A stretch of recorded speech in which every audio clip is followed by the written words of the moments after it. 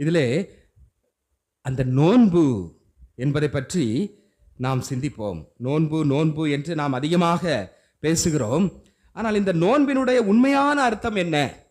அதைத்தான் இறைவாக்கினர் எசாயா 58ஆம் அதிகாரம் 6:7 கொடுமை தலைகளை அவிழ்ப்பதும் நுகத்தின் பிணையல்களை அறுப்பதும் ஒடுக்கப்பட்டோரை விடுதலை செய்து அனுப்புவதும் எவ்வகை நுகத்தையும் உடைப்பதும் அன்றோ நான் தேர்ந்து கொள்ளும் நோன்பு.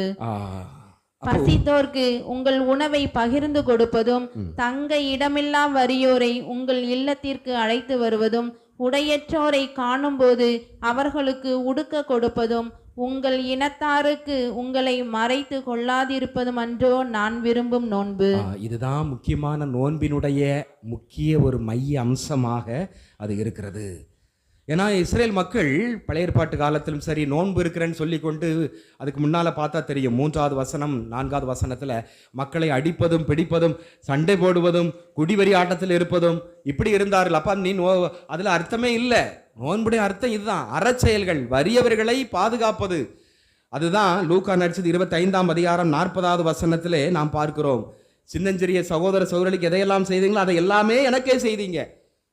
உடை இல்லாமல் இருக்கும்போது உடை கொடுத்தேன், வீடு இல்லாமல் இருக்கும்போது வீடு கொடுத்தேன், அவங்க நோயில் இருக்கும்போது பார்க்க போனேன், சிறையில் இருக்கும்போது சந்திக்க போனேன், பசியாக இருக்கும்போது உணவு கொடுத்தேன். அப்போ இந்த தர்மம், இந்த அறச்செயல்கள், அப்போ இதுதான் உண்மையான ஒரு நோன்பு என்று சொல்லப்படுகிறது. ரமலான் காலத்திலே இஸ்லாமியர்கள் 30 நாட்கள் நோன்பு இருக்கிறார்கள். இஸ்ரேல் மக்கள் நமது தவக்காலத்தில் நமக்கு புதன்கிழமை சாம்பல் புதன் மற்றும் பெரிய வெள்ளிக்கிழமை அதிகாரப்பூர்வமாக நோன்பு இருக்க அழைப்பு விடுக்கிறது. ஆனால் 40 நாட்களுமே நோன்பு இருப்பது அவரவருடைய தனிப்பட்ட விருப்பம். அதே போல் அசைவ உணவுகளை தவிர்த்திருப்பது ஒரு காரியமாக சொல்லப்படுகிறது. யூதர்களை பொறுத்த மட்டிலும் இந்த நோன்பு இருத்தல் ஒரு முக்கிய இடமாக இருந்தது. குறிப்பாக பாவ பரிகார நாட்களில் அவர்கள் நோன்பு இருந்தார்கள். லேவியர் 16ஆம் அதிகாரம் 31வது வசனத்தில் நாம் அதை பார்க்கலாம்.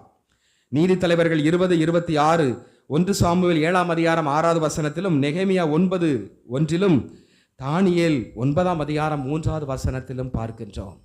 பாவ பரிகாரமாக நோன்பு இருந்தார்கள். ஆனால் இதுவே ஒரு கடமையாக மாறிவிட்டது, இதுவே ஒரு அனிச்சை செயலாக மாறிவிட்டது. நோன்பினுடைய முக்கிய அம்சம் சாப்பாடு நான் விலகி இருக்கிறது மட்டும் இல்லை, அடுத்தவரை பார்க்க வேண்டும். அருமையாக பாருங்க, இந்த நோன்பினுடைய நல்ல காரியங்கள் 3 நிலையிலே நமக்கு சொல்லப்படுகிறது. ஒன்று, நோன்பு நல்லது. உடல் அளவிலே பார்க்கும் பொழுது அது நமது நோய் நொடிகளை தீர்க்கிறது. விலங்குகளை பாருங்கள், ஏதாவது அதுக்கு உடம்பு சரியில்லைன்னா சாப்பிடாம அது பாட்டுக்கு படுத்துரும், நோய் சரியாயிரும். இரண்டாவது, உடல்